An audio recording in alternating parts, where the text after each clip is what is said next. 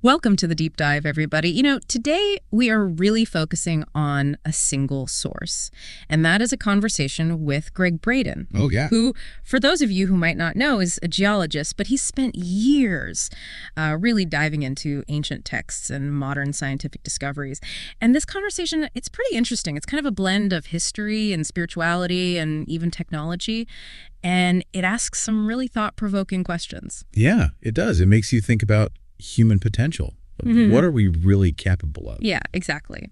And what about the role of technology? Like, how is it shaping us? And maybe more importantly, how is it changing what it even means to be human in this world that feels like it's changing so fast? Right. It's moving so fast. So are you ready to kind of dive into this? I'm ready. Let's do it. Okay, so Braden, he starts off with a really interesting look at the Dead Sea Scrolls. Have you heard of that? Oh, yeah, absolutely. Okay, cool. So specifically, there's a text called the War Scroll. And this scroll, it describes like this ancient battle between what they call the Sons of Darkness and the Sons of Light. Okay. And, these scrolls, they were actually kept hidden from the public for 45 years. Really? Yeah, so Braden asks this question. He's like, what were they trying to hide? Like, why were these scrolls kept secret for so long? Right. And he kind of suggests that this ancient battle, this struggle between good and evil, is actually still happening today. That's a pretty big statement to make, like a battle between good and evil going on for millennia. So how does he actually connect that ancient conflict to what's happening in the world right now?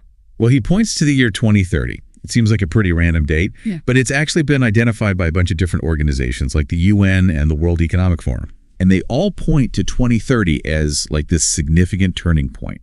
So he sees this period right around 2030 as when these forces of darkness are like really trying to change the world, but in a way that diminishes what he calls our humanness. Okay, so that brings up another question then, right? What does he mean by humanness? It's got to be more than just our physical bodies, right? Right, exactly. He uses the term divinity to describe this, like essential human quality. Divinity, okay. Yeah, but he's not really talking about it in a religious sense, like you might think. He's talking about our capacity for things like imagination and creativity, empathy, compassion, even our ability to like heal ourselves. Okay. He believes that these qualities, that's what truly makes us human. Okay, yeah, I can see how suppressing those qualities, that could be seen as a form of evil, like he's suggesting. But, I mean, it's still kind of a pretty abstract concept. Does he give any, like, concrete examples of how this is actually happening, like, in the world around us? Yeah, he points to this really fascinating experiment that was done at the Salk Institute. So scientists there, they took human neurons, like brain cells, but they weren't connected to a body or anything. Okay. And they hooked them up to a computer that was playing Pong, that old video game. Yeah. And amazingly, those neurons, they learned to play the game. Like they were interacting with this field of information, even though they were just, cells in a dish. Neurons playing Pong, that's kind of wild. But what does that actually mean? Like, what are the implications of something like that? Well, it suggests that maybe our bodies are kind of like antennas, picking up information from a field that exists outside of like our five senses. Now, Braden doesn't really give this field like a specific name. It could be, the Akashic Records or the 0-point field or something else entirely. Okay. But the point is that our biology, it seems to allow us to tap into something way bigger than ourselves. That's a pretty amazing thought, right? Like, what would we be capable of if we could really fully connect to this field of information? But on the flip side, that also raises some concerns, doesn't it? Especially when we think about how fast technology is advancing and, the whole push to merge humans with machines. Right. So if our bodies are like these incredible antennas, what happens when we start replacing parts of ourselves with technology? That's a huge question. And that's something that Braden explores. He really believes that this push for transhumanism, this merging of humans and machines, it has the potential to disconnect us from our, divinity, from those essential human qualities that we were talking about. Yeah. He's worried that we're like rushing headfirst into this technological future without really stopping to think about the consequences. I mean, he's got to have some examples of that, right? Like real world stuff that's happening now that kind of illustrates what he's talking about. Yeah, he does. Like, for example, he talks about how popular RFID chips are becoming in Sweden. People are actually getting microchips implanted in their hands. Wow. Yeah. So they can like pay for things and unlock doors and stuff just by waving their hand. It's supposed to be super convenient and futuristic. Right. But Braden questions the long-term effects of like literally putting technology inside our bodies. Yeah, it definitely raises questions about privacy and just like being in control of your own body, you know? For sure. And it's not just microchips, right? What about things like artificial wombs and designer babies? Right. These technologies, they could completely change what it means to be human. Absolutely. Braden believes that these advancements, while they could be helpful in some ways, they also carry some serious risks. And he uses this phrase, he says, use it or lose it, to describe what could happen to our biology if we start relying on technology too much. Okay. Like if we replace our natural functions with artificial ones, we could actually lose those abilities altogether. It's a really good point. It's like if you stop using a muscle, it gets weaker. Could the same thing happen to our brains or even our spiritual capacities if we outsource all that to technology? It's like we're being tricked by the shiny new gadgets without really seeing the downsides. It's so true. And this is where Braden kind of flips the script a little bit. He says, hey, we need to remember that the human body is already an incredibly advanced piece of technology. Like way more sophisticated than anything we've created in a lab. So he's talking about our bodies as technology. That's a pretty interesting way to think about it. It is. And he points to this study that compared the human brain to a microprocessor. Guess what? The brain totally crushed the computer in terms of speed and processing power. Oh, wow. Yeah. So how does he see the human body as technology, you ask? Yeah, I'm curious. He describes it as a fractal antenna. Capable of receiving information from tons of different sources. Like, it's not just what we see, hear, touch, taste, and smell. It's way more than that. Right. And he says, our emotions, thoughts, and actions, that's like our user interface. It's how we interact with this super complex biological technology. So instead of thinking about technology as this separate thing that we need to like merge with to become more advanced, he's saying that we already have the most advanced technology right here inside us, our bodies and our minds. Exactly. And we need to appreciate that and cultivate these abilities, before we just rush to replace them with something artificial. He's worried that in our pursuit of, progress, we're forgetting about the incredible potential that we already have. And this is where his fascination with ancient cultures comes into play, right? Yes. He thinks they have clues about our true origins and capabilities, clues about this divinity that he keeps talking about. Absolutely. He's like totally fascinated by the fact that so many ancient cultures from all over the world and from different periods of time, they all share this belief that humanity is the result of an intentional act. Like we weren't just random chance, we were created with a purpose. That's a pretty powerful idea, right? It connects to the idea that we're not just accidents. We have inherent value and potential. But it also raises some big questions, like if there was this intentional act, who was behind it? And what was their purpose for creating us? And, that is where things start to get a little more speculative. And that's when Braden brings up this topic of alien abductions. Yeah.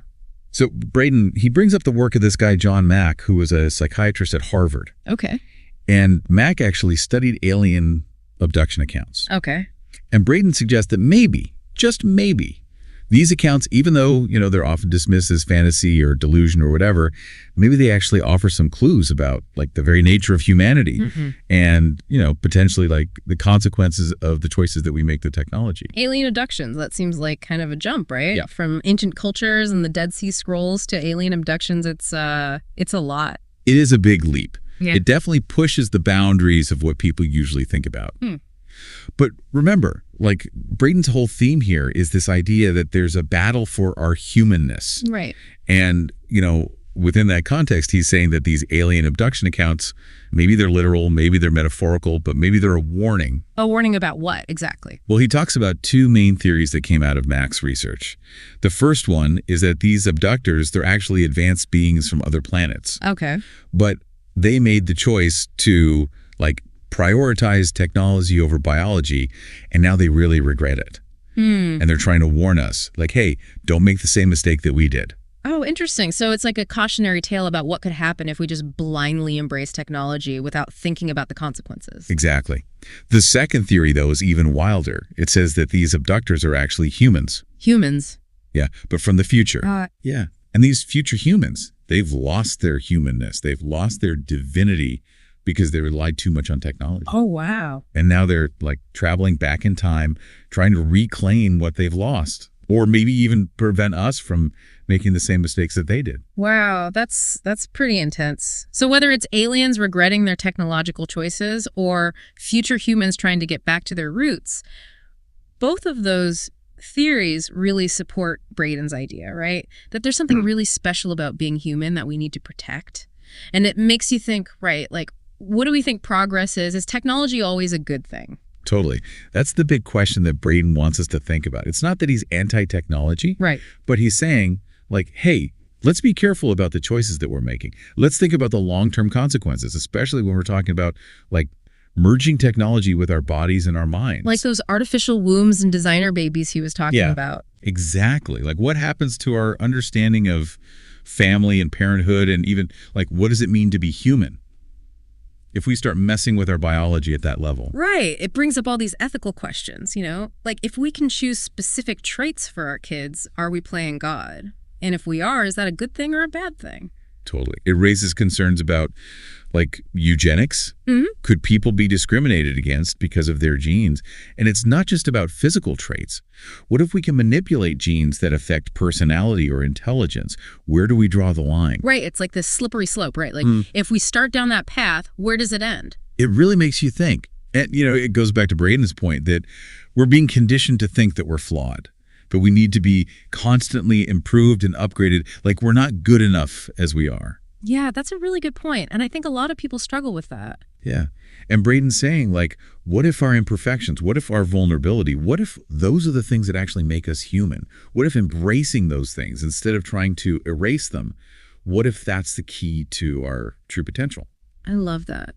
That's a really different way of thinking about it. It is. And it goes against the whole idea of, you know, always striving for perfection and self-improvement. Right. It's like, what if acceptance is the path to growth? Exactly. And Braden thinks that our real power comes from embracing that divinity, those qualities of love, compassion, and creativity that are already inside us. Yeah, it sounds a bit like a spiritual awakening, right? Like shifting from fear to love. Kind of, yeah. And when you look at ancient cultures, it's not a new idea at all. A lot of ancient traditions talk about connecting to something bigger than ourselves, about cultivating love, compassion, and wisdom. They seem to understand that true fulfillment doesn't come from, like, achievements or technology. It comes from within. It's interesting, right? Because Braden's message is this blend of ancient wisdom and modern science. And he's using both of those things to create this really inspiring, but also kind of challenging picture of what humans are capable of. He's asking us to rethink what progress means and to really examine how we relate to technology. Absolutely. He wants us to see that we have a choice. We can keep going down this road of, you know, technology taking over everything, right, and risk losing our humanness in the process. Or we can choose a different path, one that honors those core qualities that make us human. But how do we even make that choice? It seems like technology is advancing so fast, and it's almost like we don't have any control over it. And that's where Braden brings up something called the Torah codes. He thinks they're like a map, you know, a guide for how to navigate these crazy times that we're living in. The Torah codes. Can you remind us what those are again? Yeah, so they're these complex patterns and relationships that are hidden within the first 5 books of the Old Testament. And researchers discovered them using computer algorithms. And, like, mathematicians and statisticians have looked at these codes, and they've found that there's way more information there than just random chance. What kind of information are we talking about? Well, Braden says that they found all kinds of stuff encoded in there, like major historical events, assassinations, elections. They even found the names of 32 specific rabbis encoded in the Torah codes. Wow. Yeah, it's wild. But how does he connect the Torah codes to this idea of, like, choosing a different path? Yeah. Well, he sees the codes as a map of, like, quantum possibilities, almost like a way to understand how the past, present, and future are all connected. The codes suggest that all these possibilities, they already exist in a kind of pre-programmed field of information. So it's like a roadmap to our potential future. Kind of, yeah. But the really interesting thing is that alongside the, like, dark predictions like wars and disasters, there's often this more hopeful message encoded within the Torah codes. The phrase, will you change it? Will you change it? That's powerful. Right. It suggests that even though these codes seem to outline what might happen, we still have free will. We're not just puppets on a string. We have the power to influence the future through our choices, both individually and as a collective. It's a message of hope, you know? Even when things seem really tough, we're not powerless. This is a really great spot to kind of pause for a moment in our deep dive. We've covered a lot of ground, from ancient scrolls to alien abductions, and now we're talking about the amazing potential of the human body and the Torah codes. Braden's really pushing us to think differently about ourselves, about technology, and about our place in the universe. Okay, so last time we were talking about the Torah codes and that even though they might show us some potential outcomes, what could happen, we still have a choice in how things unfold. And that really ties back into Braden's main question, right? How do we deal with this crazy world where we've got this ancient wisdom bumping up against this super advanced technology? Yeah, and Braden really emphasizes that this isn't some kind of physical battle. It's not about armies and weapons. He sees it more as a battle for consciousness. It's about fear versus love. And he thinks that a lot of the problems we face today, like climate change or the political divide or even the rise of artificial intelligence, they all come from us being disconnected from our true nature, disconnected from that divinity that he talks about. Okay, so how do we fight this battle? If it's about consciousness, what are our weapons? What's our strategy? Well, Braden has a few ideas, and they come from both ancient traditions and modern science. He talks a lot about practices like meditation and mindfulness and just spending time in nature. Right. He thinks those things can help us quiet our minds, deal with stress and reconnect with that inner part of ourselves. Yeah, and that's something that, spiritual traditions have been saying for a long time. But how does that actually help us deal with the technological challenges that are happening right now? They seem kind of separate, That's a good point. But Braden sees them as connected.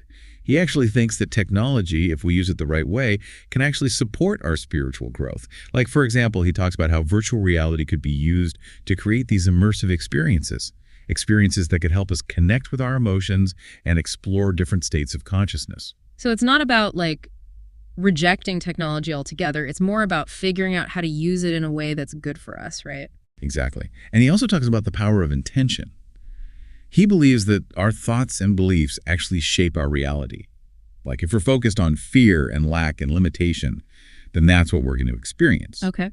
But if we can cultivate love and gratitude and abundance, then our reality will start to reflect that. So it's our thoughts are magnets, and they attract experiences that match our energy. Yeah, that's a good way to put it. And this leads into another thing that Braden suggests: surrounding ourselves with people who support us. People who share our values and want to grow and evolve, too. Yeah, the power of community, right? Totally. When we have that kind of support, it's our intentions are amplified. We can achieve more together. He also encourages us to be creators, not just consumers. Okay. Question authority, think critically, make choices that align with what we believe in, even if it means going against the crowd. It sounds like he's calling for a revolution. Not a violent revolution, but a revolution of consciousness. Yes. Shifting away from this fear-based culture that's all about consuming stuff and more towards a culture that values love and connection and being authentically ourselves. Well, I love that. But I gotta be honest, it also sounds kind of overwhelming, The problems we're facing are huge. How can any of us actually make a difference? Well, Braden brings up the butterfly effect, right? Yeah. Even small acts of kindness, compassion, courage, those things can have a ripple effect. They can create positive change that goes way beyond what we can even imagine. So you're saying that even though it might seem like our individual actions are insignificant, they can actually have a much bigger impact. Absolutely. Braden really believes that every act of love, every choice for good, it shifts things in a positive direction. It's like we're all connected, and our choices contribute to the overall consciousness of the planet. I like that. It gives me hope. But what about concrete actions? What can we actually do in our daily lives to make that shift happen? Well, Braden talks about practicing gratitude, really focusing on what we're thankful for, doing random acts of kindness, speaking our truth, but doing it with love and compassion, supporting organizations that are trying to make the world a better place, and forgiveness. Yeah. Forgiving ourselves and others. Right. That helps us let go of negative energy and create space for healing and growth. It sounds like he's talking about a way of life. It's not just about doing one thing. It's about changing how we think, how we feel, how we act, and how we relate to other people. Exactly. And it's a journey. There's no finish line. It's about constantly trying to be more loving, more compassionate, more in alignment with that divinity that's inside each of us. Well, this has been an amazing deep dive into Gregg Braden's work. It's really challenging and inspiring. He's asking us to remember who we really are and to step into our power as creators of a better world. Yeah, he's definitely giving us a wake-up call. But he's also giving us hope. We have a choice, and we can create a future that's full of possibility. Thanks for joining us on this exploration, everyone. And until next time, keep diving deep, keep questioning, keep learning, and most importantly, keep loving.